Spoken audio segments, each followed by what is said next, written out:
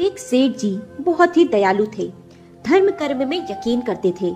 उनके पास जो भी व्यक्ति उधार मांगने आता वे उसे मना नहीं करते थे।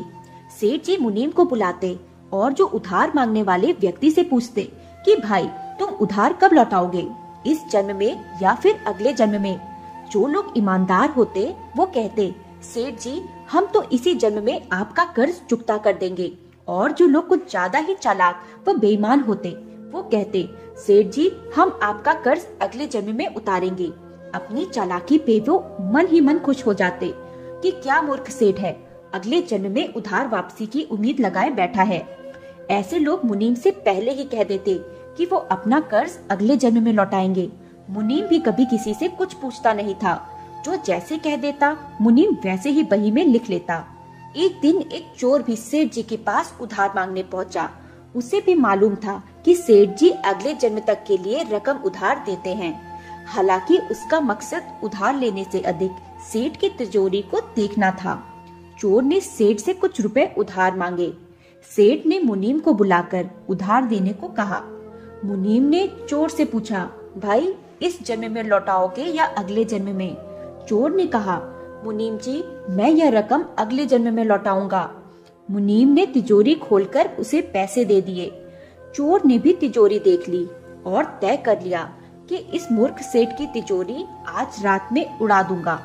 वो रात में ही सेठ के घर पहुंच गया और वहीं भैंसों के तबेले में छुपकर सेठ के सोने का इंतजार करने लगा। अचानक चोर ने सुना कि भैंसें आपस में बातें कर रही हैं और वह चोर भैंसों की भाषा ठीक से समझ पा रहा है। एक भैंस ने दूसरी भैंस से पूछा, तुम तो आज ही आई हो ना बहन? उस भैंस ने जवाब दिया, हाँ आज ही सेठ के तबेले में आई हूँ।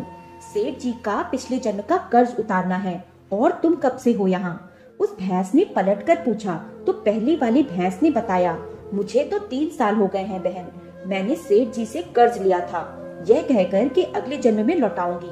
सेठ से उधार लेने के बाद जब मेरी मृत्यु हो गई तो मैं भैंस बन गई और सेठ के तबेले में चली आई। अब दूध देकर उसका कर्ज उतार रही हूँ। जब तक कर्ज की रकम पूरी नहीं हो जाती तब तक यहीं रहना होगा। चोर ने जब उन भैंसों की बातें सुनी तो उसके होश उड़ गए। वो वहाँ बंदी भैंसों की ओर देखने लगा। वो समझ गया कि उधार चुकाना ही पड़ता है, चाहे इस जन्म में हो या फिर अगले जन्म में, उसे चुकाना ही होगा। वह उल्टे पांव सेठ के घर की ओर भागा और जो कर्ज उसने लिया था उसे फटाफट मुनीम को लौटाकर रजिस्टर में अपना नाम कटवा दिया। हम सब इस दुनिया में इसलिए आते हैं क्योंकि हमें किसी से लेना होता है तो किसी को कुछ देना होता है। कर्ज का हिसाब चुकता करने के लिए इस दुनिया में कोई बेटा बनकर आता है तो कोई बेटी बनकर आती है, कोई पिता बनकर आता है तो कोई माँ बनकर आती है, कोई पति बनकर आता है तो कोई पत्नी बनकर आती है, कोई प्रेमी बनकर आता है तो कोई प्रेमिका बनकर आती है, कोई मित्र बनकर आता है तो कोई शत्रु बनकर आता है, कोई पड़ोसी बनकर आता है तो कोई रिश्तेदार बनकर। चाहे सुख हो या दुख, हिसाब तो सबको ही देना पड़ता है। ये प्रकृति का नियम है। इसलिए अपने कर्म ऐसे करें कि वो लौटकर वापस आपके पास जरूर आए।